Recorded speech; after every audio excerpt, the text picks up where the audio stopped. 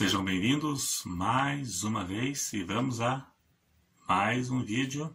5 perguntas que a Bíblia não tem respostas. Muitos perguntam se a Bíblia tem resposta para todas as perguntas. Na verdade, não tem. Em Deuteronômio 29, verso 29, lá diz que as coisas encobertas são para o nosso Deus, e as reveladas são para nós e nossos filhos. Sendo assim, fica claro que existem coisas encobertas, existem muitos mistérios que não nos foi revelado pela palavra. Mas temos a certeza que tudo o que é necessário para sermos salvos e andarmos em comunhão com Deus está explícito na Bíblia. Não há nada em oculto. Então, muitas perguntas bíblicas não têm uma resposta exata, mas também não são regras de salvação. Seja qual for a resposta verdadeira, em nada influencia quanto à salvação da pessoa. Vamos à primeira questão, então, que a Bíblia não tem uma resposta exata. Qual foi o sinal que Deus pôs em Caim? Qual foi o sinal?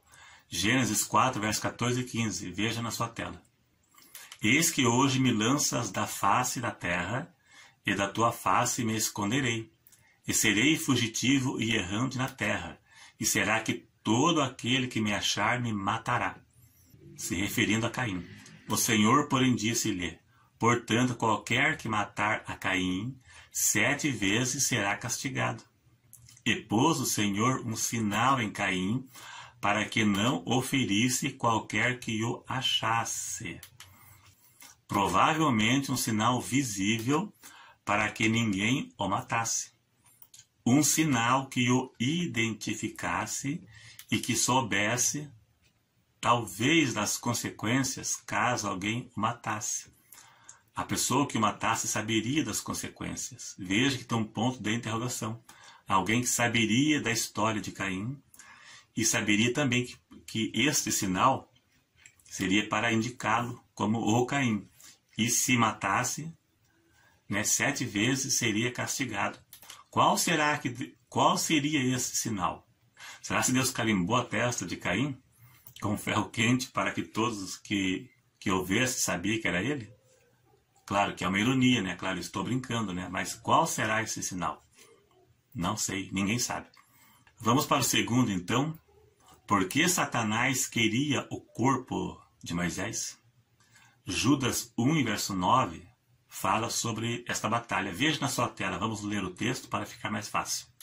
Mas o arcanjo Miguel, quando contendia com o diabo e disputava a respeito do corpo de Moisés, não ousou pronunciar juízo de maldição contra ele, mas disse: o Senhor te repreenda. Veja que houve uma disputa pelo corpo de Moisés entre Miguel e Satanás. O que será que o diabo queria fazer com o corpo de Moisés? Eu penso assim, um pensamento meu, é uma hipótese, não batendo martelo. É que, pelo fato do povo de Israel ser idólatra, quem sabe se o diabo não iria pôr na cabeça do povo em idolatrá-lo. Tipo um santo de cemitério nos dias de hoje. Eles iriam transportar os restos mortais dele, e idolatrá-lo. Quem sabe? Só podia ser algo mais ou menos parecido. O que o diabo queria com o corpo? Depois o corpo ia entrar em decomposição. O que o diabo ia fazer com os ossos de Moisés? Será se Satanás iria mumificar o corpo de Moisés para pegar para ele? E o que ele iria fazer com a múmia de Moisés, com o corpo dele, ou com os ossos de Moisés? Nada. O corpo não interessa para ele. Fazer o que com o corpo de Moisés? O interesse do diabo seria destruir Moisés antes dele cumprir o plano que ele cumpriu. Moisés cumpriu seu papel. O que o diabo queria com o corpo dele? Com os ossos dele? Qual seria a finalidade dele? Ninguém soube onde foi a sepultura. O corpo foi escondido para que o povo não achasse o corpo dele.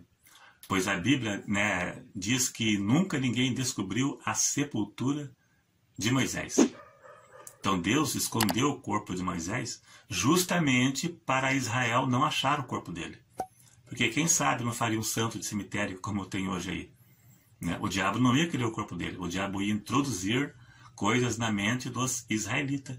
E isso é o mais provável que podemos achar. É uma hipótese. 3. Onde estava Daniel quando seus amigos foram lançados na fornalha? Seus 3 amigos foram lançados. Por que que ele também não foi lançado? Será se ele também teria que ser lançado? Será se ele foi poupado? E qual será o motivo dele ser poupado? Será se ele estava viajando? Será se ele estava ausente? Eu já vi alguns teólogos dando alguma explicação. Claro que é uma hipótese, a Bíblia não diz, né? Então, quem sabe qual será o motivo? Com certeza tinha algum motivo, mas qual seria?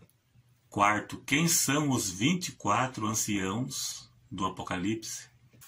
Ninguém sabe, não tem uma resposta exata. Eu vou ler aqui no comentário da Bíblia Pentecostal, que tem 2 hipóteses, pelo menos aqui, capítulo 4 de Apocalipse, aqui, a Bíblia Pentecostal. O comentarista escreveu assim, 2 hipóteses que ele deu. Uma, Apocalipse 4, verso 4.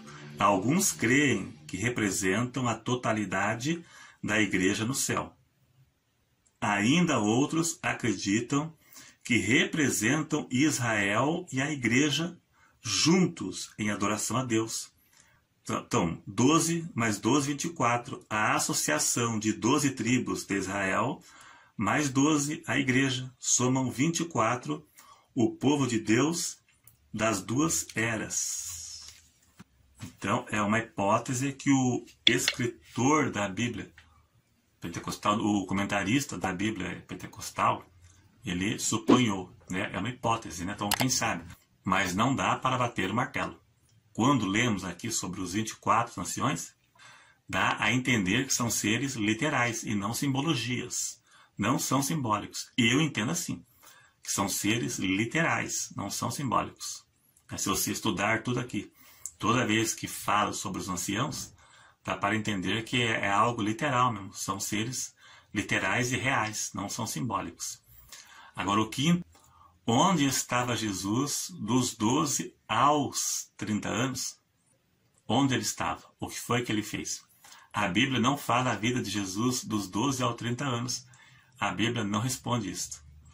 Em Lucas capítulo 2, cita Jesus no templo, dando uma lição de sabedoria nos doutores da lei. E ele tinha 12 anos de idade nesta ocasião. No verso 52, diz que ele crescia em sabedoria e em estatura. E entre o capítulo 2, no verso 52, e o capítulo 3, verso 1, se passaram 18 anos. A Bíblia não cita, não fala nada da sua vida entre este período. O que ele fez com 18 anos de sua vida? Claro, ele não contou, mas ele trabalhou. A Bíblia priorizou a sua vida ali, contou do seu nascimento, um pedacinho da sua infância, e depois a Bíblia, podemos dizer que ela começou a partir do seu ministério terreno, do início do seu ministério terreno, quando foi batizado por João. Mas ele, com certeza, trabalhou, ele fez todas as atividades de um ser humano normal. Mas tiramos uma lição aqui pelo menos uma lição. Temos a certeza que ele trabalhou e se preparou para o seu ministério terreno. Outra coisa também, que ele deu uma lição de sabedoria nos doutores da lei, no capítulo 2.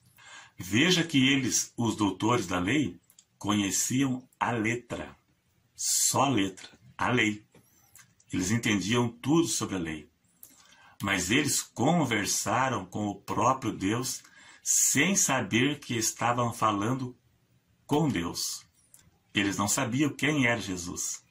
Eles admiraram a sua sabedoria, mas não sabiam quem era ele. Falando com o próprio Deus sem saber que era Deus. Eles não conheciam a Deus. Conheciam a Deus apenas por informação, né? Falando com Deus sem saber que era Deus. conheciam a lei do Velho Testamento, né? De fio a pavio, como diz o ditado, mas não conheciam a Deus. Não conheciam Jesus. Jesus era o cumprimento daquilo que eles tanto estudavam, a lei. Conversando com Deus sem saber que estavam falando com Deus. Paulo disse, aprendem sempre, mas nunca podem chegar ao conhecimento da verdade. Se gostou, clique em gostei. Se você não é inscrito, se inscreva e até o próximo.